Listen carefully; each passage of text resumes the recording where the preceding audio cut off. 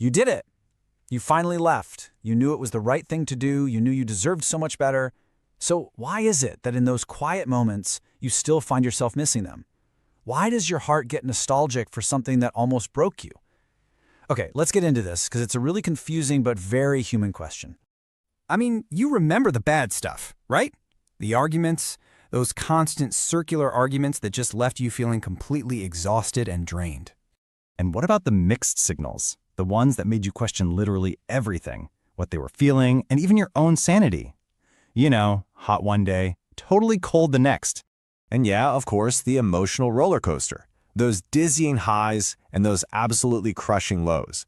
Leaving was the logical, rational choice. So the fact that you still miss them, it just feels like it makes zero sense. But you know what? It actually does. And that's exactly what we're going to break down in this explainer. The psychology behind why we miss toxic relationships and why that feeling is so powerful and so confusing. So let's start with a kind of uncomfortable truth. Toxic relationships aren't bad 100% of the time. If they were just pure pain, leaving would be a no-brainer. But they're not. They're often incredibly intense, passionate, and deeply emotional. And that brings us to a really crucial point. That very unpredictability, not knowing what you're going to get from one minute to the next, is, it turns out, wildly addictive to our brains. And there is a very real scientific reason for that. You see, this isn't just a feeling you have. It's actual chemistry. The highs and lows of that relationship literally create a chemical reaction inside your brain that is so hard to just walk away from. So let's break down what is actually happening in there. The key principle here is something called intermittent reinforcement. Basically, when someone gives you affection or validation, but they do it inconsistently, your brain doesn't get bored. Instead, when you finally get that reward, it releases this huge surge of dopamine, the pleasure chemical, and it feels amazing. You know, this whole dynamic is surprisingly similar to gambling. Think about it. When you play a slot machine, you don't win every single time. It's that unpredictability that keeps you pulling the lever, right? Well, in a toxic relationship, that inconsistent affection is the unpredictable reward. The good moments feel euphoric, and you find yourself always chasing that next high. So here's the real kicker. When the relationship ends, you're not just missing the person. Your body is physically withdrawing from that chemical roller coaster. It's a detox, and it feels absolutely awful, which your brain then misinterprets as missing them. But wait, it goes even deeper than brain chemistry. There's a really powerful psychological attachment at play called a trauma bond. This is what happens when the very person who's causing you all this pain is also the person you turn to for comfort from that pain. It creates this incredibly confusing, powerful dependency. And this bond, it's built on a cycle. It starts with those intense highs, the really good times. Then, inevitably, comes the pain and conflict. But right after that, you get the reconciliation, where they comfort you and you feel this huge wave of relief. Every time that cycle repeats, the dependency just gets deeper, and that bond becomes stronger and so much harder to break.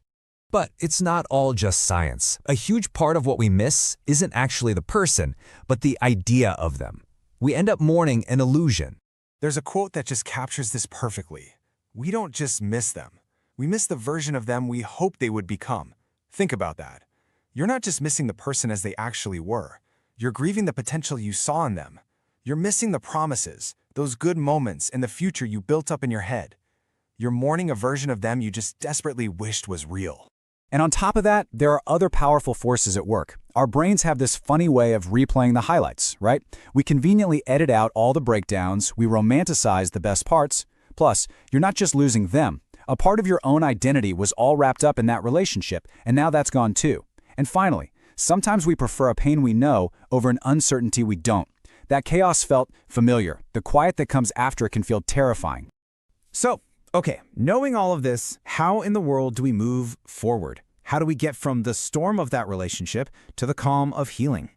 First, and I really need you to hear this, missing them does not mean you made a mistake. It doesn't mean you should go back. It simply means you're a human being with a heart that formed an attachment. Your brain and your nervous system just need time to reset. It's also so important to remember what you're moving towards. A toxic dynamic feels like a storm, right? Full of anxiety, chaos, unpredictability.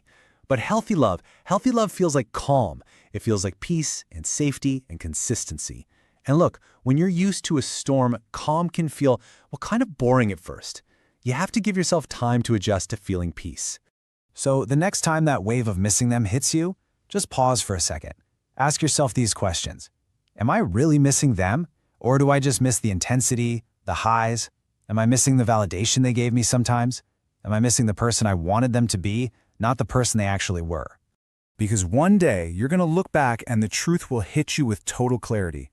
That feeling you had, it wasn't about missing the relationship. It was the feeling of your heart and your mind healing from it. And healing is a process. There are good days and bad days, and both are progress. If this resonated with you at all, let us know by liking and commenting below. And make sure you subscribe for more explainers that help break down the complexities of our own minds and hearts. Always remember, you deserve peace,